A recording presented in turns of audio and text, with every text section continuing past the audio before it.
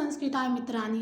Sanskrit academy में मैं doctor Nivedita निकुंज आप सबका फिर से एक बार स्वागत करती हूँ।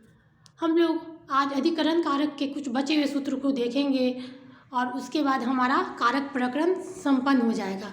इसमें हम लोग बचे हुए दो सूत्र को देखते हैं। पहला जिसमें है यतश्च निर्धारणम।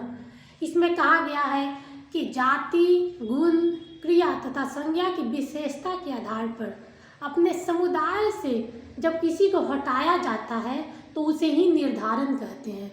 जिस समुदाय से उस वस्तु को या व्यक्ति को अलग किया जाता है उसमें षष्ठी और सप्तमी विभक्ति होती है। हम लोग उदाहरण से देख लेते हैं, जैसे गवाम गोसु वा कृष्णा बहुक्षीरा। गायों में काली गाय अधिक दूध देती है। यह गायों की जाति से काली गाय को अलग किया जाता है और उसका गुण जो है बहुक्षीरा, बहुत ज़्यादा दूध देने के कारण उसे अलग किया जाता है और इस प्रकार उसका निर्धारण अलग किया गया कि गायों में काली गाय अधिक दूध देती है। दूसरे उदाहरण में हम लोग देखेंगे कवि नाम कविसु वा कालिदास श्रेष्ठ। कवियों में कालिदास श्रेष्ठ है।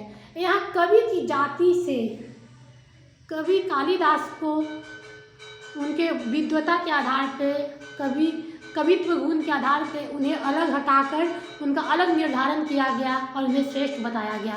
तो यहाँ कवि नाम में षष्ठी विभक्ति लगी और कविसु में सप्तमी विभक्ति लगी। हम लोग तीसरे उदाहरण को देखेंगे, ज्ञानी नाम ज्ञानेषु वा क्रियावान उत्तम।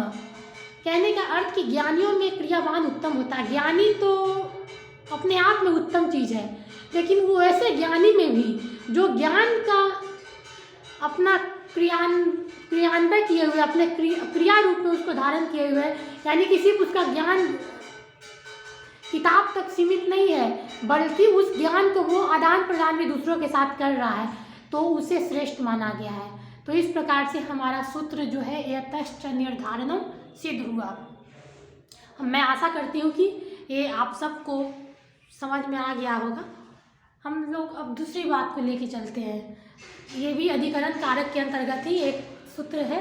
प्रेम, आसक्ति या आदर सूचक धातु और शब्द जब आते हैं, जैसे एग्जाम्पल के तौर पे स्नेह, अभिलष, आद्री आदि, तो उसमें हम लोग उसके वैसे शब्दों के साथ हम लोग सप्तमी लगाते हैं, जैसे मैं स्नेह, मुझ में स्नेह। तो इस प्रकार से हमारा अधिकरण कारक आज संपन्न हुआ और साथ ही साथ हमारा कारक प्रकरण भी संपन्न हुआ। यदि इसमें भी यदि आपको कारक प्रकरण के अंतर्गत किसी भी कारक या विभक्ति के विषय में अलग से जानना हो तो आप मैसेज करेंगे, तो मैं पूरी कोशिश करूँगी आपको अलग से वो वीडियो अपलोड कर दूँ और उसमें अच्छे से समझा दूँ। तब तक के लिए थैंक यू, धन्यवाद।